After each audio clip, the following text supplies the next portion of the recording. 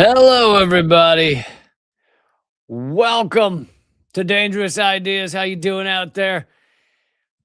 We're gonna get into some more Epstein revelations. It does seem to be, in many ways, one of the most important things going on in the United States. Although there's obviously global ramifications. But I will also be talking about Trump's gearing up for bombing of Iran, which I really hope doesn't happen. But considering how unhinged he is, and how unhinged the U.S. ruling elite are, and how they see the writing on the wall of this collapsing empire, very well might happen.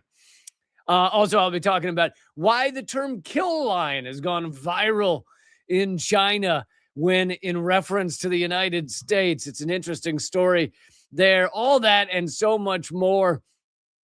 Please click thumbs up, click share, leave a comment, all those good things in order to try and spread the world, spread the word in this on these very incredibly suppressed platforms.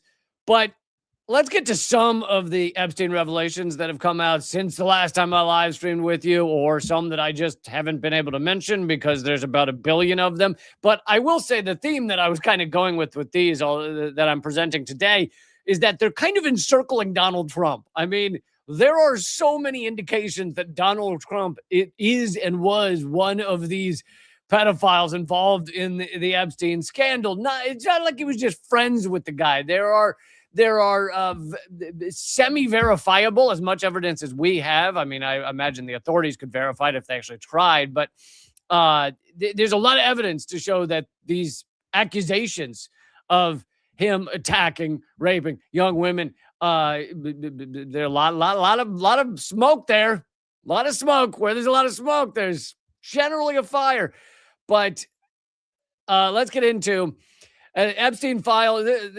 So this is in The Guardian. Epstein file suggests acts that may amount to crimes against humanity, say some UN experts. Millions of files related to convicted child sex offender Jeffrey Epstein suggest the existence of a global criminal enterprise that carried out acts meeting the legal threshold of crimes against humanity.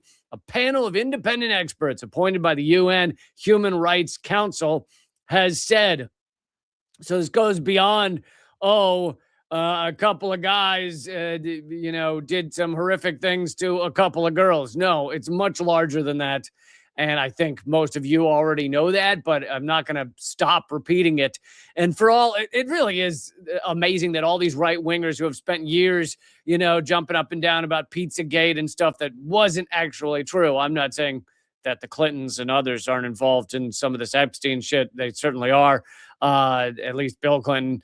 But while they were jumping up and down about things that did not actually have a lot of evidence, here you are with mountains of evidence that indicts your hero on the hill, the Donald, that shows just what a predator he is. And you have the right wing, so many of them trying to make excuses, trying to say, oh, he was just friends with Epstein. He didn't. It's like, dude, this is where the rubber meets the road, as they say, or where the rubber meets other things. And it's like, are you really going to defend a fucking pedophile? Is that you're just because you like what he's doing to, I don't know, what he's doing by harming immigrants or going after trans people, just because you like that stuff, you're willing to defend a pedophile? That's interesting. It really says a lot about you. To continue from The Guardian, the experts said crimes outlined in documents released by the U.S. Justice Department were committed against a backdrop of supremacist beliefs, racism, corruption, and extreme misogyny. Now, of course, there's some white supremacists in there, but there's a lot of Israeli supremacist stuff going on. I'm going to cover that more in the upcoming episode of Unredacted tonight, not the one that aired this last Thursday, but this upcoming one. I'm going to get into more of that. I'll mention it a few more times within here, but when they say supremacists, it's like, well, who do they mean? Well, I'd say definite patriarchy, so that's a little bit male supremacist. But besides that, White, yeah, but also who were a lot of these people seem to be collecting this compromat for, this blackmail for? Well, it's a lot of connections go back to Israel. There's also connections to the U.S. intelligence state as well, not just the Israeli intelligence state. But anyway, the crimes, they said, showed a commodification and dehumanization of women and girls. So grave is the scale, nature, systematic character, and transnational reach of these atrocities against women and girls that a number of them may reasonably meet the legal threshold of crimes against humanity. So Donald Trump, Epstein, Ghislaine Maxwell, Bill Clinton, Bill Gates, Elon Musk's brother, so many others were Prince Andrew, ex-Prince Andrew, were acting on crime, were involved in crimes against humanity. And I don't mean their normal day-to-day crimes against humanity, the stuff they're doing now. I mean absolute child sex trafficking that they were involved in long before Donald Trump was president. And again, this is coming from UN experts.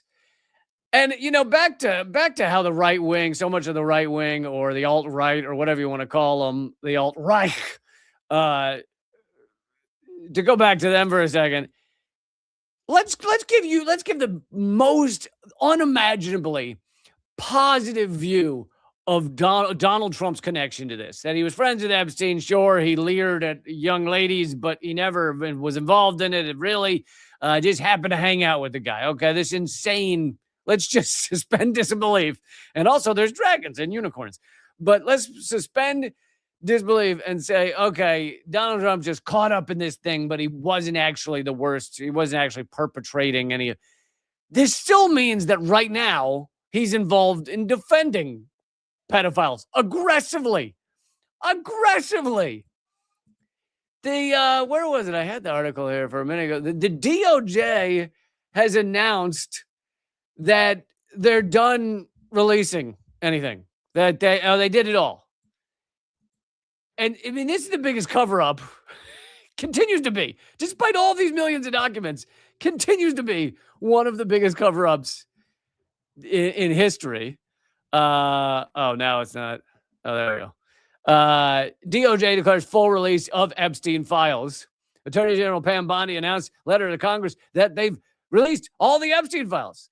But many of them, as you've seen, are heavily redacted. And even if for the ones that Congress is allowed to go in and see, they can see these quote unquote unredacted files when they go in and they're not allowed to bring even a video camera or anything. They just get to sit down with a pencil like it's 1862 and look at this stuff. They've said even in those, even the so-called unredacted version, they are heavily redacted because the FBI has redacted them before handing them over to the Justice Department. So this idea that they've given over all of the papers, all of the Epstein files, is so fucking laughable and disgusting and repulsive. And I hope everyone can see that. I hope even if you're right wing, even if you are a unhinged right wing lunatic, I hope you can see that this is a massive cover up of a fucking pedo ring.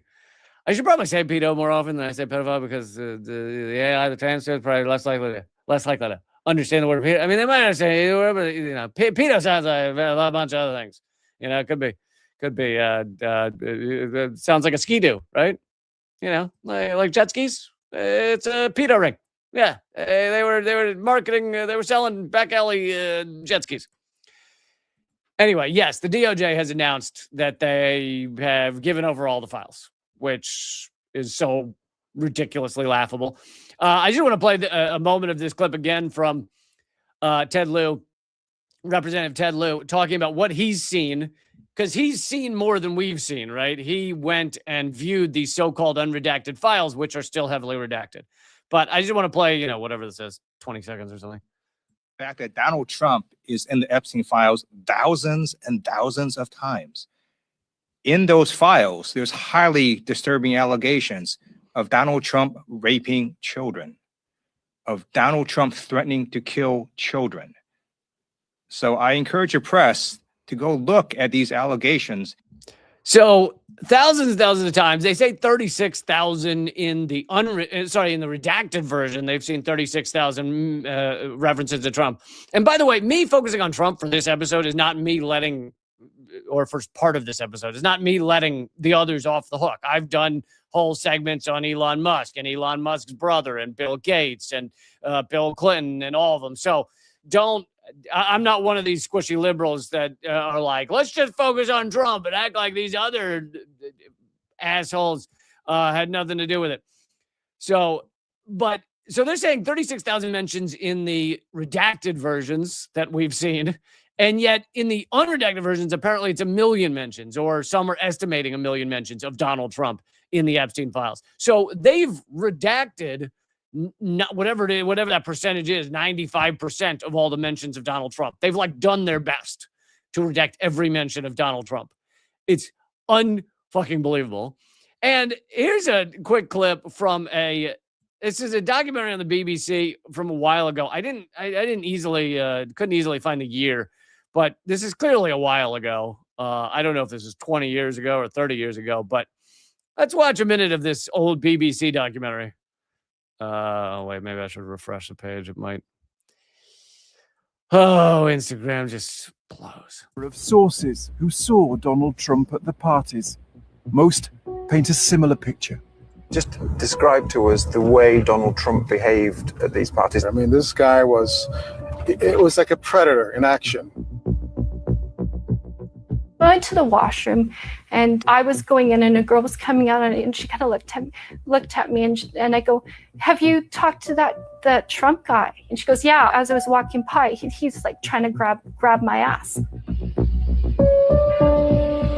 We do know that he was having sex with them. How do you know that? Because the next day or days after we would hear about it, he'd brag about it to his friends and it would get around that he scored, maybe 1 or 2 girls at a time, which is what he loved to do. There's no evidence that Donald Trump slept with underage girls. But what's most shocking is the age of some of the models at the parties. There was girls, I would say 14, 15 years old from Europe, the European girls. They were 14 or 15? There were girls that were 14, 15 years old, for sure. I mean, I didn't run up and say, how old are you? But they looked younger than I was, and I was 17. Well, you get the idea. So it's also not like these things are like these rumors or talk of this is new. Donald Trump has been a predator his entire life. And, he, of course, famously, we saw the clip right before he first was elected, his first term, saying he could grab women by the vagina and they couldn't do anything about it because he was famous. So it's like, it shouldn't shock you, but it should outrage you. It shouldn't shock you that this is who Donald Trump is, but it should outrage you. And it should outrage you that so many, mainly on the right, want to defend this type of behavior. And yes, there are those on the liberal. Don't call liberals left. All right, they're not fucking left. The right wingers who want you to have abortion rights. Don't call them left wing. There is no left in American government. There's zero. Unless you're anti-imperialist, anti-capitalist, anti-wage slavery, anti-U.S. destruction of the world, that makes you left wing. What we've got in Congress is liberals. Anyway, there are many liberals who are trying to defend the actions of some of these others, the Bill Gateses and the Bill Clintons. But you shouldn't defend any of them. Here's an idea: don't defend any pedos. How's that sound? That's an idea. Here's a quick clip from Massey. So now I want to segue slightly to another factor in this, or another more information we're getting from these files about what many are calling Epstein's co-conspirator, but it very well may have been Epstein's boss. And this is also what the next episode of Unredacted Tonight is going to be about, but I'll give a little bit of it here.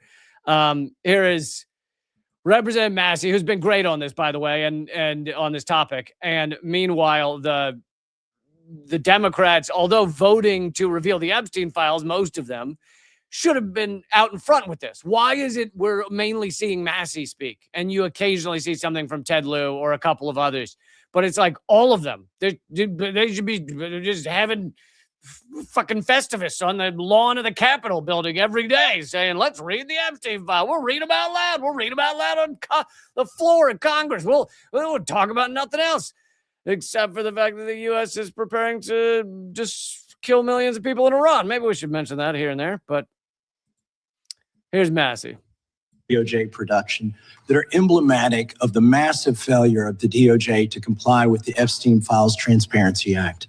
To my right is an email that was sent by the victims' lawyers to the DOJ. It was a list of names not to redact, a list of names not to release.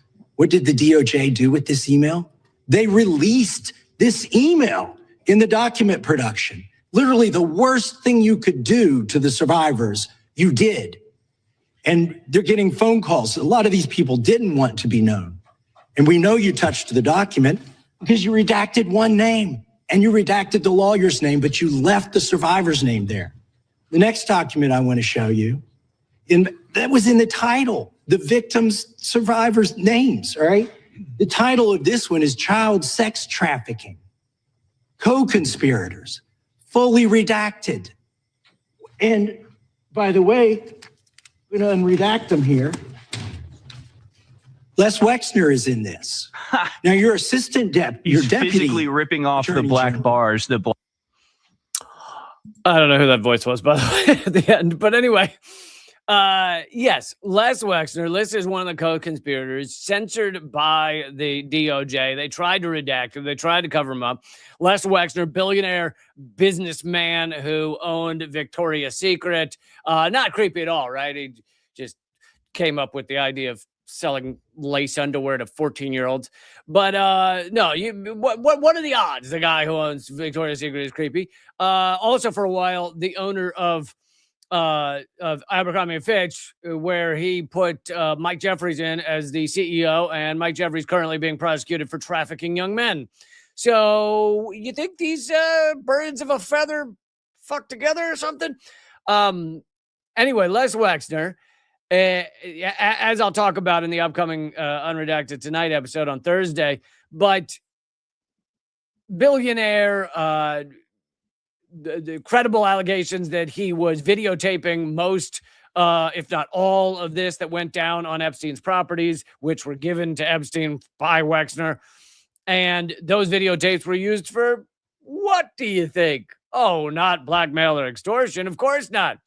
And Wexner, very closely tied with Israel, one of the biggest donors in the world to Israel, co-founder of the Mega Group, which is a bunch of billionaires who donate exclusively to Israel. One of the biggest funders of the Birthright trip, which is where American Jews can go to Israel free of cost, and a huge donor to AIPAC. Anyway, I will be bringing more on that aspect of it in the next Unredacted Tonight. But here is something that you will not see CBS News airing nowadays. Oh, my God. Do you have any idea that they would set themselves on fire before they air this next segment I'm about to show you nowadays on CBS News, which has become just a straight-up genocide apologist network. But this was several years ago, or at least a few years ago. And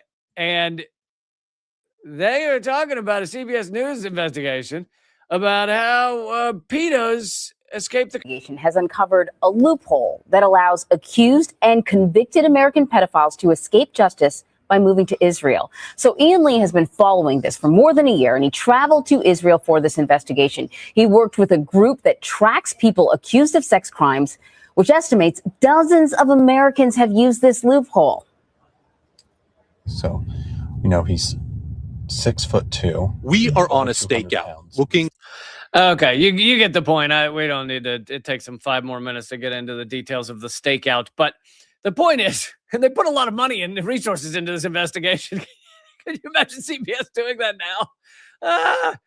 But so this is from at least a few years ago, and yes, it is a quote unquote loophole that pedos who've been caught can flee to Israel, and Israel will not send them back to be prosecuted in the United States, and they can just disappear in Israel. And as she said, dozens, but I think it's probably more than dozens, have been able to use this quote unquote loophole. And it seems kind of a prevalent thing to know right now, considering everything that's going on, considering everything with Epstein and the Epstein files. And then but in that documentary on CBS, they then go into one specific case of a man who has been caught multiple times committing these pedo crimes, and they're now looking for him in Israel, trying to find him because he's slipped away. But there are some ripple effects going on of the Epstein file information that's been coming out. Of course, not on Donald Trump, right? He's not getting arrested for some odd reason. And really no one in the United States is getting arrested. There are some people stepping down from powerful positions, but they're doing that willingly. They're not getting arrested. That is absolutely not happening. The Justice Department is doing everything they can to not go after any of these criminals. And anyway, here's just a few days ago, the Hyatt chair, Thomas Pritzker, steps down over his Epstein links. Apparently, he was very closely tied with Epstein, and there was a lot of money going back and forth as well. Billionaire Thomas Pritzker has stepped down as executive chair of the hotel chain Hyatt after revelations over his ties with the late child sex offender Jeffrey Epstein. And by the way, thank you, Guardian, for now calling him child sex offender, because earlier, and most of the mainstream outlets have been calling him a financier. Pritzker said he had exercised terrible judgment in maintaining contact with the sex offender and Ghislaine Maxwell. Yeah, did you? Did you have some bad judgment? Was that what it was? Or were you fucking involved? He was convicted. Epstein was convicted. No, sorry. Maxwell was convicted in 2021 for her role in recruiting and grooming underage girls. Files released by the U.S. Department of Justice showed that Pritzker, 75, was in regular contact with Epstein after his 2008 plea deal for procuring a minor for prostitution. That was the sweetheart plea deal. But so you have some examples of people like this stepping down. Basically, they're afraid it's going to hurt the brand. For this is the beauty of capitalism. Yeah, they're not gonna get arrested. They own the government. They own the system. They own the laws. They own the justice system. But they're afraid it might make the Hyatt brand look bad to be full on pedo. So they just step down. It's a little step down. However, in other countries, there are some arrests. I already covered on the last episode the arrest of Prince Andrew. Of course, he was then released. And also, Prince Andrew was not arrested for pedophilia. He was arrested for possibly sharing state secrets. Well, another arrest is the former Norway leader. But he also is, I think it's the arrest has to do with corruption rather than pedoing. Norway's former Prime Minister Thorbjorn Jagland has been charged with aggravated corruption. I like the aggravated. He's like, oh, I'm so corrupt. Just like a furious, oh, am I corrupt? After a police probe into his alleged ties to the late sex offender Jeffrey Epstein. It comes as Norway's royal family battles scandals on multiple fronts, with charities this week moving to cut or review ties to the crown princess due to her past contact with Epstein. Investigators said they were looking into whether gifts, travel, and loans were received in connection with his position. So again, the corruption connected to Epstein. For some reason, they don't seem to be that concerned about the children. Whether these people were involved with these children. I mean, maybe it could be that they don't have enough evidence. Well, not with Prince Andrew or ex-Prince Andrew, but with this guy, maybe they only have evidence of gifts and things. I don't know. But so we are seeing this in other countries, just not in the United States. No one getting arrested in the United States. However, even the woefully corrupt UK, I already mentioned ex-Prince Andrew being arrested and then released. But police in Britain arrest former Ambassador Mandelson in a probe into the Epstein ties. On Monday, arrested Peter Mandelson, former UK ambassador to the United States, came days after a friendship with Epstein landed the former Prince Andrew in police custody. And by the way, there's a gruesome image you'd think for this article, but it actually is an ad for sleep apnea.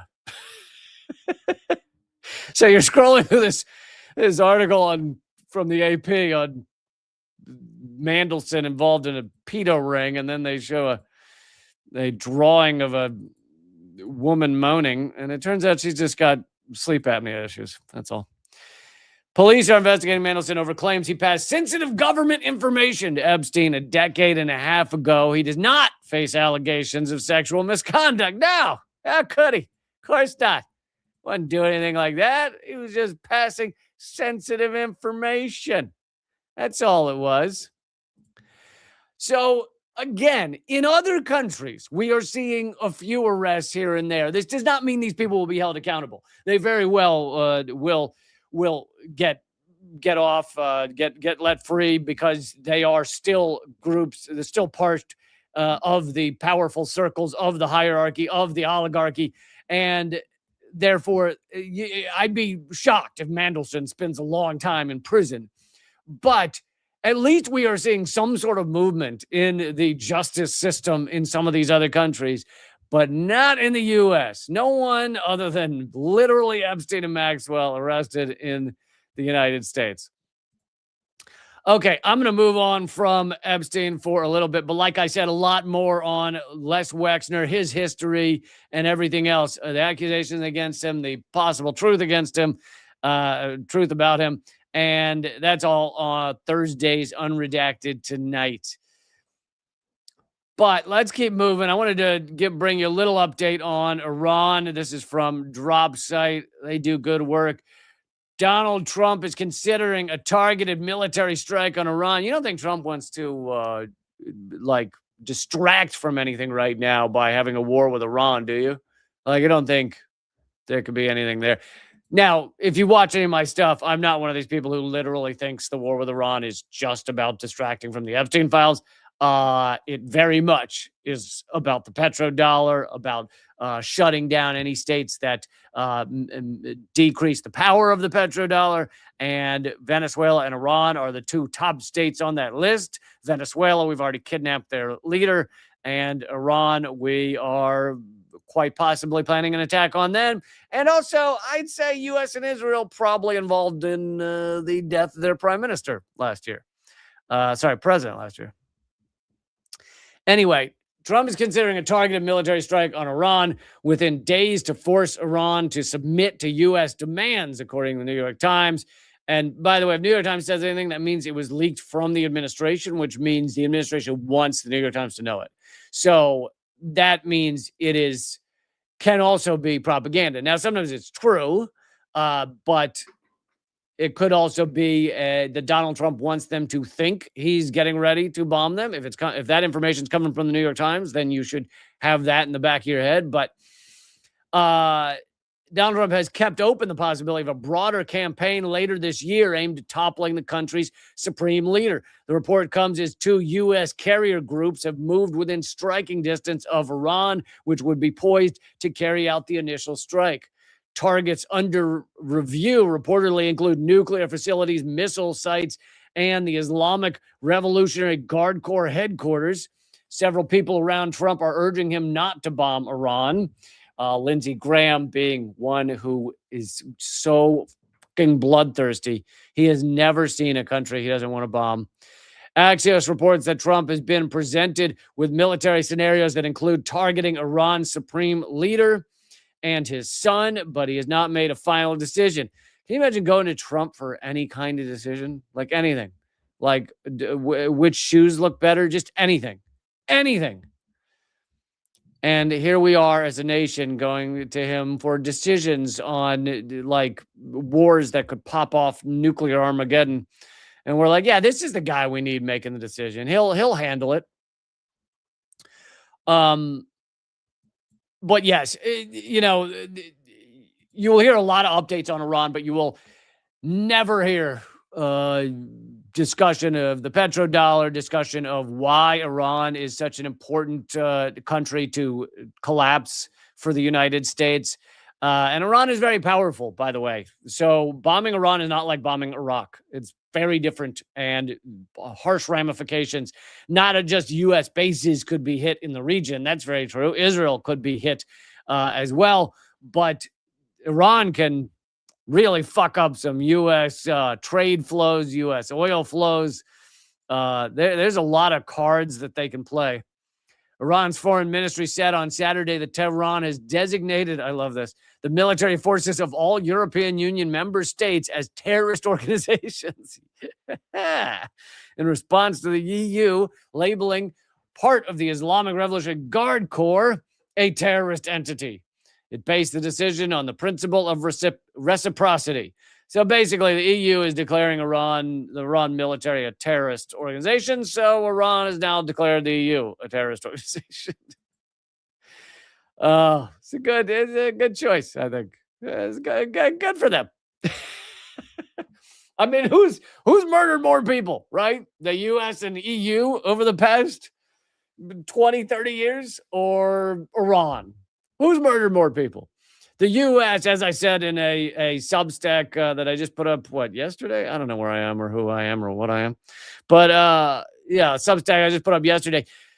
The U.S. has killed 6 million. The estimates are 6 million from our global war on terror over 20 years. 6 million people. And another study came out saying 38 million have been killed by our sanctions, almost exclusively our sanctions, but there are a few sanctions from EU or something, but mostly the U.S. sanctions. So you add those two together, you got 44 million murders by the U.S. over the past few decades. How's that compared to Iran? How many has Iran killed? Right. Okay, I wanted to move on to something that's gone viral in China, which has gone so viral that now the U.S. propaganda outlets are like trying to fight back against it, trying to refute it. But it's this concept of the kill line, or defining it as the kill line. And it comes from the term comes from playing video games. And while I understand this about video games, I didn't know this was the term, but they call it the kill line when your health, video games, they'll have a health meter or something. Your health meter is like right at the bottom. And it means if you take one more shot, you're dead, or something goes wrong one more time, you're dead. So they call that he's at the kill line.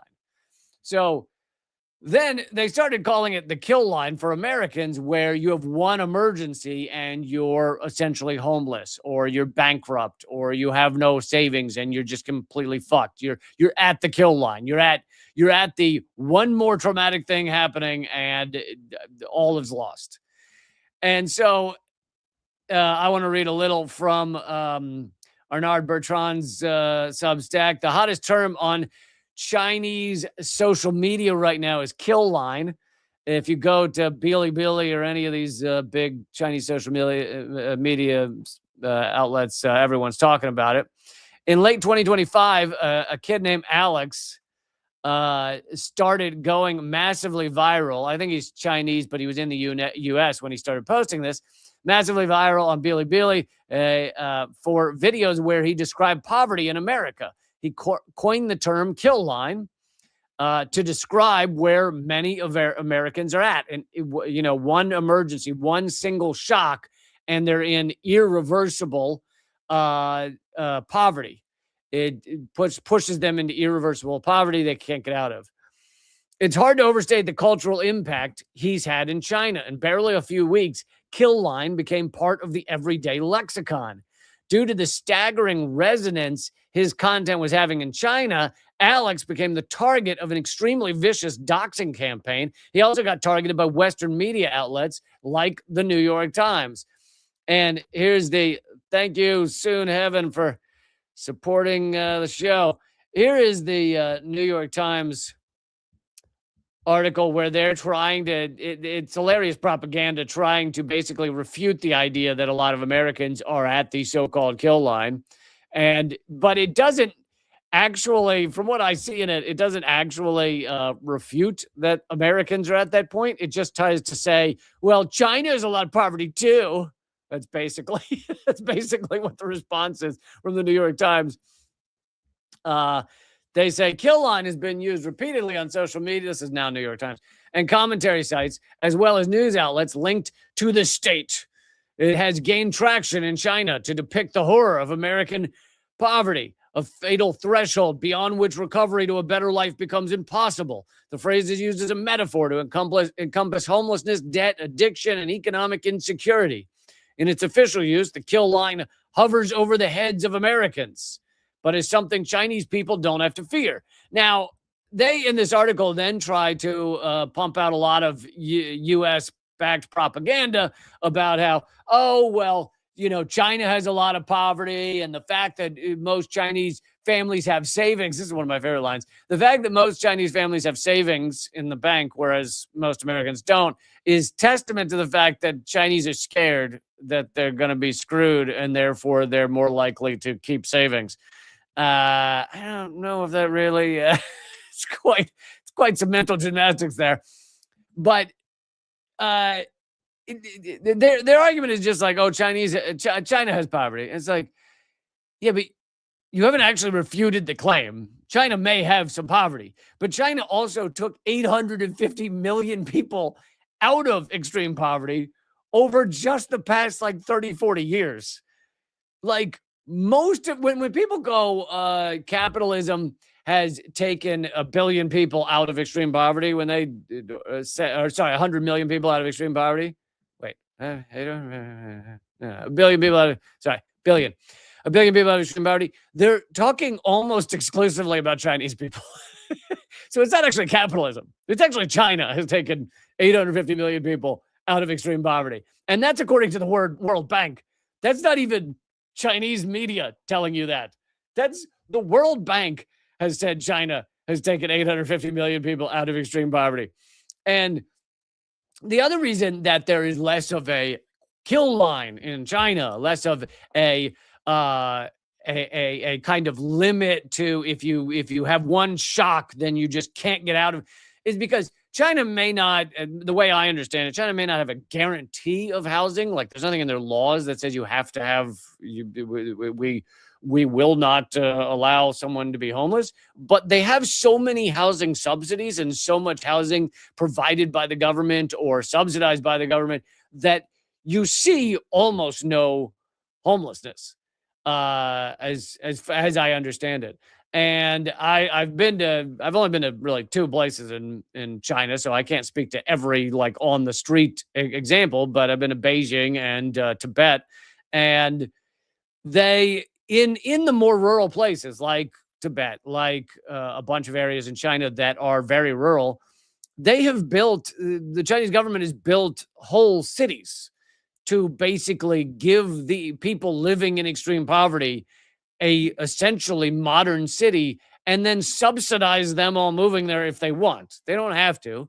And I know that from firsthand experience. I went and visited the people living in holy shit extreme poverty, but they choose to stay there because they're like, I grew up here, it's what I want to be. And hilariously, like, Western propaganda is that China is forcing these people out of their homes to go to the new modern city. But you can actually go speak to the people that chose not to go to the new modern city. Like, you can go talk to them and they go, yeah, they're like, yeah, it's extreme poverty. It's, you know, the bathroom is a wooden shack over there, but this is where I grew up and I want to stay here. And that's what it is. So anyway, but the reason there's no kill line in China is because you don't have things like you have almost no homelessness. Maybe it's zero. I don't know if it's zero, but you have almost no homelessness. You have paid for healthcare. So that means people don't have, you have free healthcare. So that means people don't have the risk that something is going to happen to them. They're going to get ill or something and then immediately go bankrupt, which is common in the United States. 1 out of every 3 people in the U.S. now get cancer, right? It's somewhere around there. 1 out of 3, 1 out of 4, somewhere in there. And if you get cancer, 50% of everybody who gets cancer will lose their life savings. Will lose it all. It'll be wiped out. That's whether you have insurance or not. So that's unique to the United States. In other countries, if you get cancer, you're not like, well, there goes everything I've ever saved. But that's how the U.S. works. It is unbelievable that the United States, what we do to people who are the people started calling it the precarious position where you're barely making ends meet. It's now over 57%. I think it's maybe closer to 60% of Americans that can't afford $1,000 emergency. So if anything happens, car crash with no insurance, healthcare, etc., if anything happens, it's $1,000. They're just going into debt, going into bankruptcy. Here's one more thing, which is this is not specific to China. This just says this is just someone revealing the truth about the United States.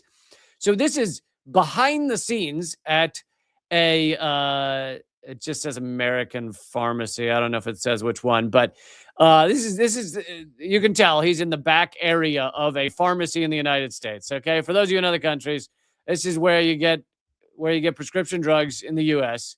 And this is obviously a pharmacy worker because you're not allowed to walk back there if you're not one, unless you've just tackled someone and tased them. Anyway, listen to what he has to say about the cost of drugs, of prescription drugs in America. Hey, come here. Tell me how.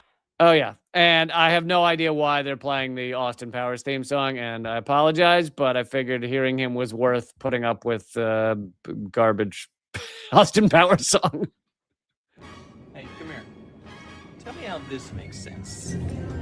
We have a medication that costs $4 to dispense. You bill to the insurance, and they want to charge the patient $97.06. Say that again? We have a claim for a prescription that costs less than $4. The insurance wants to charge the patient $97. So what are we going to do? We're going to get yelled at by the patient. And they're going to blame us for their insurance, charging them that price, saying we made it that price. Love you, CVS. So so he says at the end that the pharmacy is CVS. But this is how it works in the US, is you could have a prescription drug. And keep in mind, this could be, someone could need it for their glaucoma or their fucking, arthritis or their dementia or whatever they're taking this drug for. And it costs $4. The actual drug company that makes, I'll get into that in a second. The drug companies and the drug makers are often under a parent company. So while they make money, and anyway, you get the point. But the drug maker says this costs $4 to produce. The insurance then says, sorry, not the insurance. The pharmacy then says $97, so that the corporation can completely screw the customer financially. But that is if the customer has insurance. So the insurance will often cover a certain percentage of that. But often what happens is they'll say, oh, it's $97 and you have insurance. So the insurance says they'll cover up to $50 for this pill. And well, okay, now you owe $47 for a $4 pill. That's if you have insurance covering it. It's absolutely insane. I have a friend who's taking cancer meds and chemo and stuff. And the chemo bill like last month was $26,000. And he has insurance. And the insurance says, okay, we'll cover $23,000 of that. Congrats. We're going to cover a lot of it. Yeah, well, now he's got to pay on top of his insurance, on top of his normal insurance, whatever he pays per month for insurance. He owes $3,000 for 1 month. It's like, what? How could anyone afford this? Well, guess what? They can't. That's why 50%, I think it's over 50% of anyone who gets cancer will lose their entire life savings. These are the reasons. And these are the reasons we have a kill line in the United States where people will drop below it and then basically can't get out of it. Basically, poverty forevermore. Meanwhile, while they do that to average people across the United States, Trump just asked for an additional $500 billion for the military. Before I get to that story, everyone, it would be amazing if you feel like you're getting one beer's worth, like $7 out of this live stream per month, or all my live streams. It's like, 40, 50 cents an episode or something. If you feel like you're getting 50 cents an episode, it would be amazing if you could sign up at realleecamp.substack.com, become a paying subscriber, or you could sign up at patreon.com/leecamp. Or if you want to be part of a community, part of the kind of Lee Camp community on Locals, that would also be amazing. That's leecamp.net. We'll take you straight to Locals, scroll down to become a member, and you will then support the show at a similar price. But yeah, reallycamp.substack.com is where a lot of people are preferring Substack these days. But yeah, any of those would help keep the show going. As you can imagine, for some odd reason, corporations want nothing to do with me. So I get almost nothing from ad dollars. I have no sponsors. I don't have the Monster Energy drink over my shoulder that is going to pay me 10 grand for these episodes. So really it comes down to whether you guys want to throw in 50 cents an episode, which would be fucking great. realleecamp.substack.com is where to do it. And you can sign up at more than that, but it's also fine to sign up at whatever that minimum is. And thank you guys for supporting this show. Also, new episode of Unredacted tonight just came out on Thursday night. I'm actually gonna play that episode at the end of this live stream, so we'll go straight into the Unredacted tonight episode. If you haven't seen it, you can hang in there and enjoy it on this live stream. But all right, let's keep going. Oh, and by the way, I don't have the links here right now, but I finally have two shows to announce. One in New York, one in Los Angeles. They're a ways off, but I figure why not talk about them for a while. It is, I think one's in May and one's in June. And it's like June 5th and May something. But I will be bringing you those soon. So if you're in LA or New York or near there, I hope you'll come out to a live stand-up comedy show. I'll be doing some brand new shit, and I think you'll really enjoy it.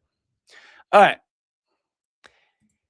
Here's from Truth Out. It says, as working people struggle, Trump wants to give the Pentagon $500 billion extra. And I know these numbers, like, as they keep getting bigger and bigger, it's tough to even wrap your head around it. It just explodes. But, like, the human brain is not meant to even be able to grasp these numbers. $1 trillion is an unfathomable amount of money. So $500 billion, also unfathomable. It is an insane amount of money. White House aides and defense officials have run. Oh yeah, and this is great. So what's the problem with this $500 billion additional? The Pentagon's already about $1 trillion. He wants to add $500 billion additional, $500 billion additional. But there's a problem. White House aides and defense officials have run into logistical challenges surrounding where to put the money because the amount is so large, meaning where to spend it. They can't figure out how to spend that much money. The extra $500 billion endorsed by the top Republican on the House Armed Services Committee would push annual U.S. military spending to $1.5 trillion after the Trump administration and congressional Republicans enacted unprecedented cuts to federal nutrition assistance and Medicaid last summer. They're cutting assistance to poor people and poor children while they're trying to give another $500 billion to the military. And I should add here that in case you've forgotten, the military had $21 trillion of unaccounted for financial adjustments, meaning they don't actually know where the $21 trillion goes. It just kind of disappears. That was over like 15 years. It's much higher than that now. It's like $36 trillion of unaccounted for financial adjustments. The Pentagon, despite being legally obligated to audit themselves have failed every audit they've ever had. They've only had 7. They were supposed to start in 96 and they didn't do it. And then they finally started doing the audits. But every time the audit ends, they give a press conference where they go, we failed the audit. We have no idea where anything's going, where the money's going. We don't even know how many people work here. I'm not kidding. They've said that. They don't know their assets. They don't know where shit is. They legit, there's been times where they've found 39 Black Hawk helicopters.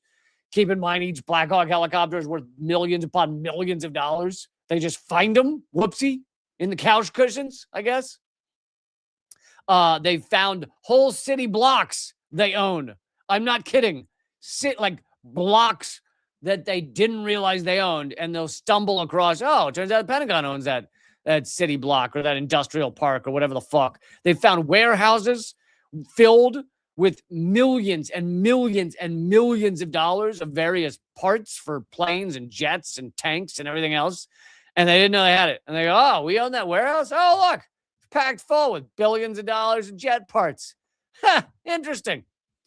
A lot of the stuff they own is kept because they can't store it all. They'll leave it with the contractor. So Boeing will say, yeah, you technically own this many jet parts worth billions of dollars, but we'll hold on to it for you. However, when the Pentagon says, hey, Boeing, we need to know whether we own those jet parts or where they are or what we can ask for or where it is. And Boeing has said, yeah, we don't know. It's too many parts. It's too much stuff. It's too many billions of dollars. We don't know how to tell you. Yeah, we have it and you own it, but we don't know what it is or where it is. I mean, it is such a level of just greed and corruption. And of course, people get rich off all this. It isn't all missing stuff. Sure, sometimes it is, but, or a lot of the time it is missing stuff, but it's a lot of just people pocketing the money and saying, you know, it's like ghost parts. I haven't seen an article about that. Ghost parts that must be somewhere. But even the Washington Post has done articles on ghost schools in Afghanistan, where the U.S. had paid, back when we were occupying Afghanistan, had paid millions upon millions of dollars to build schools in Afghanistan that never existed. But the warlords or whoever in various localities out in God knows where Afghanistan that you can't even get to, they'd say, yeah, we built a school. And so the Pentagon would send them whatever millions of dollars. Good job building that school. It doesn't, but it turns out it doesn't actually exist. It's a ghost school. And they just pocket the millions of dollars. There's also articles about the ghost troops in Afghanistan, where we were paying various factions to arm and train troops that were supposedly going to support the U.S. cause. And they'd say, oh, yeah, we did that. Send us the money. So we send the money.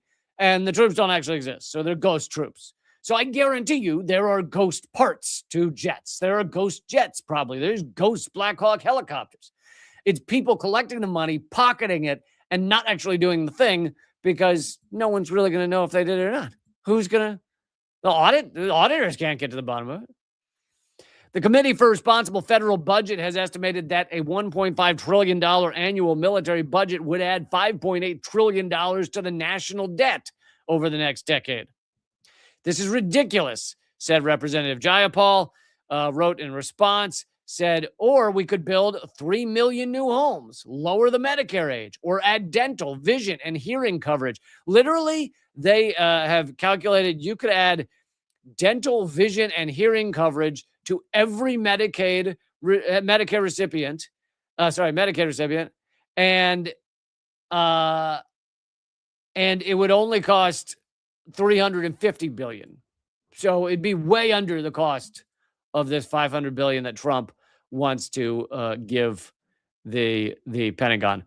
Mark Dansky, thank you for donating over on Rumble. Really appreciate your support.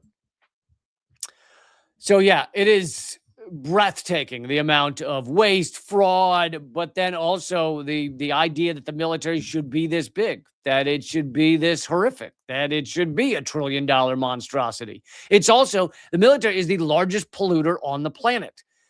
The only thing that is bigger polluter than the U.S. military is certain nations. There are some nations, like if you take all of the United States or all of Russia or all of China, sure, there is more pollution coming from them than from the U.S. military. But outside of a few nations, The U.S. military is the largest polluter, both by greenhouse gases and other metrics, such as, PFAs, forever chemicals and shit like that they're dumping into the water streams, the number of sea wildlife they're killing, et cetera, et cetera.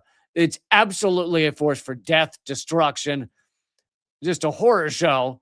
And we're just supposed to throw more and more money at it. Just throw all the money at it. Just give it more money. Let's see what happens. Let's see. That should make it work. That should make it do good. It's going to start doing good if it just gets another $500 billion. All right. I am going to wrap up there, except I'm going to play the new episode of Unredacted tonight for you. So if you haven't seen it, I think you'll enjoy this one. I get into the one Epstein revelation, in fact, one of the biggest Epstein revelations that no one seems to be willing to say. I also get into the evidence that Donald Trump is hastening the end of the U.S. empire by accident. So, in that way, good for him. All that's coming up right now on Unredacted tonight. You guys are the best. I'll be back Wednesday with Wednesday's a live stream, right? So Wednesday at 3 p.m. Eastern, I think, because I switch off. Some Wednesdays is government secrets. I think this Wednesday is live stream, 3 p.m. Eastern, noon Pacific. And then I'll be back Thursday for Unredacted again, Friday for another live stream. You get the picture. Thank you, guys. I hope you'll join up at leecamp.substack.com. And without further ado, here is the new episode of Unredacted tonight. Coming up on tonight's show, new information showing that the U.S. empire is collapsing and most people are not taking notice. I've got receipts. They're for artisanal vegan sausage I bought at a farmer's market, but they're receipts nonetheless. Plus, a Super Bowl ad accidentally showed us the horrifying future of the American surveillance state. But don't you worry, that future won't arrive for another 18 minutes. Plus, I'll bring you the biggest Jeffrey Epstein revelation that almost no one is talking about. It's that I think Donald Trump might be lying to us. That's not it. It's something else. All that and more coming up right now. Welcome to Unredacted tonight. I'm Lee Camp. Sometimes it seems like everything about the Epstein scandal is being covered endlessly. You can't go 2 minutes without hearing about Jeffrey Epstein. He's in the news. He's on social media. I think they sell Epstein action figures for the kiddies. Last Halloween, I hooked up with a woman who was wearing the sexy Epstein Halloween costume.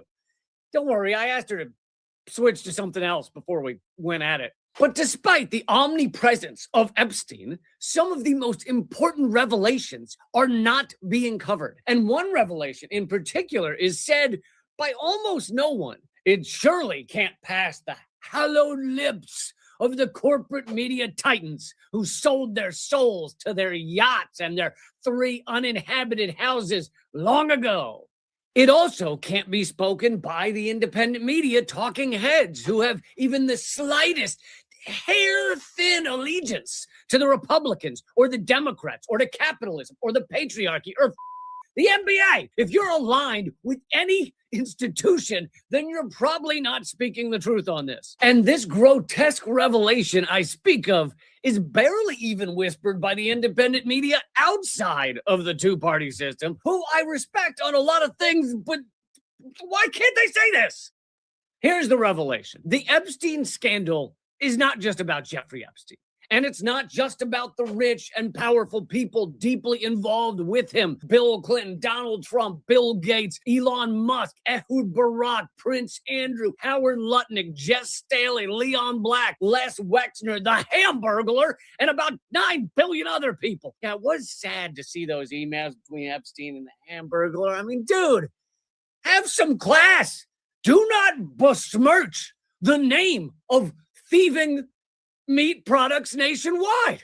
But it's also not just about the national intelligence groups that were clearly involved, the CIA, the Mossad, etc. And it's not just about the justice system that allowed Epstein to get away with this shit for decades. Our justice system stops criminality like a sieve stops water, especially when it has to do it with the wealthy. Not the sieve, the justice to metaphors. If you've got even just a few $1,000,000 to throw around, then our justice system is not interested in you like a eunuch at a harem.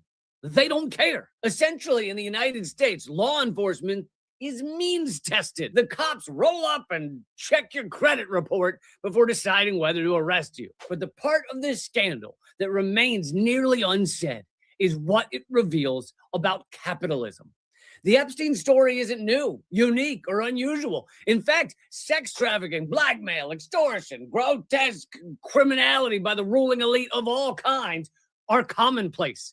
And most of it remains unpunished and unpublished. Many people think this reveals that great power corrupts, basically becoming a billionaire or a high-level politician or a top businessman warps the mind and melts the moral core before it dribbles out of your helpless butt cheeks. But in fact, that analysis has the causality backwards. It's not that power corrupted these disgusting men and a few women. It's that capitalism is a socioeconomic system in which the sociopaths, the parasites, rise to the top reliably and undeniably. There are other systems in which this would not be the case, but in capitalism, those individuals who have no concern for the victims of their actions are the ones who take control. Their victims, human and non, are myriad. Poor people, young women, elderly people, misinformed people, people in developing countries, wildlife, the air, the future, trees, rivers, dugongs, spotted owls, everything. The list doesn't end. I'm not saying every sociopath is a billionaire or a big-time CEO. They're not. There are sociopaths working at the 7-Eleven around the corner. He told me I had too much Slurpee in the Slurpee cup. It's in the cup. I mean, sure, it's all pouring out of the sides, but that's my business. But I'm just saying that nearly every billionaire or big-time CEO is a sociopath. And once a sociopath has that level of power, no crime seems unacceptable. Why would it? Laws don't apply to them. Laws in our capitalist society are mostly designed for people who don't have the money or the power to get away with breaking them. The Epstein scandal has revealed the revolting depravity of the upper echelons of the ruling elite. But it's not a matter of corruption. It's not a matter of, whoops, it went wrong. What happened? No, this is the system working right. Capitalism rewards people with no concern for humanity, no concern for others. Those people are handed the golden keys and told, do your worst, have at it. We'll see what happens. We must evolve to a system that puts humanity and the natural world first, not money or power. Until that happens, the castle on the hill will always be filled with Jeffrey Epsteins. Look, everyone needs to stop being so hard on Trump. He's doing an impeccable job of collapsing the U.S. empire. And no, I'm not referring to his dumpster fire domestic policies. One of the load-bearing pillars of the U.S. empire has long been our coordination and cooperation with the UK, Europe, and Canada. Together with us, it's like the four tentacles of an evil octopus with only four tentacles. So like a quadrupus. These partnerships have helped the West indiscriminately pillage the rest of the world to the tune of $152 trillion. And you see, Donald Trump and his minions blast away more pieces of that pillar every day. The quadrupus pillar.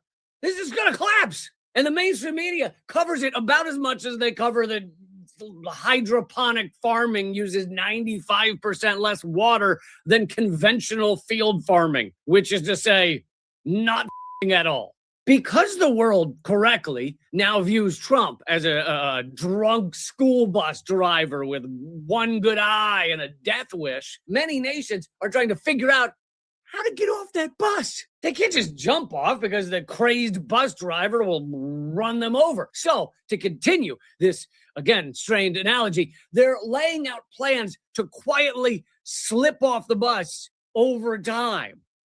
Seriously, metaphors. Trump's unhinged trade wars have fast-tracked trade deals between other nations. Did you happen to notice that the EU and India just concluded negotiations on one of the largest trade deals ever signed? The free trade agreement will represent 2 billion people, and many call it the mother of all trade deals. In it, India will eventually eliminate 96% of all tariffs on European Union exports.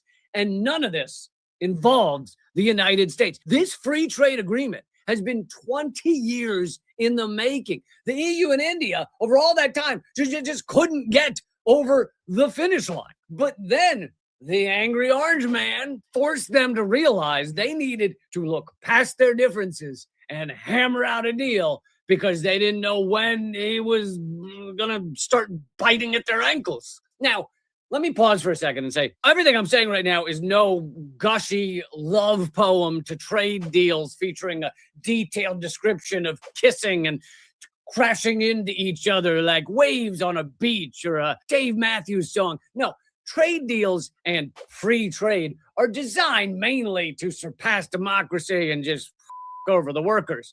But that's not the point I'm making here. I'm saying that our allies in pillaging the world are now fleeing our warm embrace. Get it?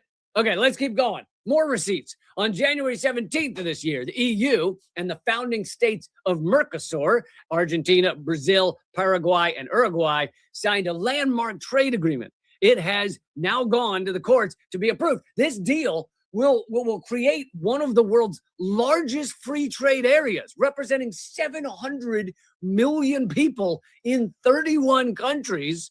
And yet again, nothing to do with the United States, because inviting the U.S. in would be like inviting an angry toddler into the National Sand Sculpture Championships. It's a disaster, and your sculpture will eventually get peed on. The Mercosur agreement had also been stalled for decades. In fact, they started trying to hammer it out a quarter of a century ago when flip phones and frosted tips were all the rage. But they simply couldn't complete the deal. Then Donald Trump showed up with his terrifying global tariffs. Suddenly, the stumbling blocks from the Mercosur deal didn't seem so big. Within months, they nailed it down. Canada, too, is looking to more sane minds for help. Prime Minister Mark Carney just recently met with President Xi and promised a warmer relationship with China. They signed an energy pact while Trump threatened Canada with 100% tariffs. Do you understand how insane you have to be to force a Canadian to head for the door? They're too polite. They'll stay in an abusive relationship for years and just keep telling their abuser, so sorry, I shouldn't have made you angry. So for Canada to get moving means the U.S. is truly monstrous. This is all happening as the U.S. empire crumbles in other ways. The federal debt just hit record levels, but what's $39 trillion between friends? And most Americans can't afford a $1,000 emergency expense, not without borrowing money from a guy named Hoochie on the corner who wears full-face sunglasses and calls you sweetie, even if you're a 64-year-old man. It's not speaking from experience. Many people believe Donald Trump creates death, destruction, chaos. He's bombed 10 countries so far, kidnapped a head of state, and economically strangled countless other countries. But the people saying that aren't giving Donald enough credit. He's clearly bringing together much of the world in a kumbaya moment, a group makeout session. Nothing quite fosters love and cooperation like a bloodthirsty monster outside the door. Think about it. Let's say you have a neighbor that you just hate. You may despise the way he puts out ugly Easter decorations or careens into his driveway at 30 miles an hour, listens to Limp Bizkit unironically. But the moment the zombies come over the hills, neighbors often realize the best way to defeat them is to band together. Suddenly, you're locked in your cellar with that same guy dining on canned dog food and laughing about your favorite Simpsons quotes. He doesn't seem so bad now because he's not the one trying to eat your brains. Trump is the monster. He has united much of the world against the U.S. empire, which has done unfathomable destruction to the world. We all need to thank him for his service. Sinclair Lewis, or someone like him, famously wrote, "When fascism comes to America, it will be wrapped in the flag and carrying a cross." I feel like we need to add also a smartphone, but you get the point. That might be true, but we found out during a recent Super Bowl commercial that when mass surveillance comes to America, it will be to help sad puppy dogs. Take a look. This is Milo. Pets are family, but every year, 10 million go missing. And the way we look for them hasn't changed in years. Until now. One post of a dog's photo in the Ring app starts outdoor cameras looking for a match. Search Party from Ring uses AI to help families find lost dogs. This is wonderful. You can find your lost dog. Or maybe instead of a lost dog, you can just type into that search box, "black man in the neighborhood." And then every camera in a 10-mile radius will let you watch that black man or any black man to make sure he's not up to something. Or maybe you could just type in there, "college girl walking down the street," and then watch her throughout the neighborhood on her entire walk home. This is excellent. And most importantly, it's unobtrusive. That 20-year-old girl won't know you're watching her. There's no 1910s flash bulb camera going off, or even just 15 years ago when you wanted to track and take photos of an annoyed young lady, you had to follow her around in a van. You had to get a van to begin with.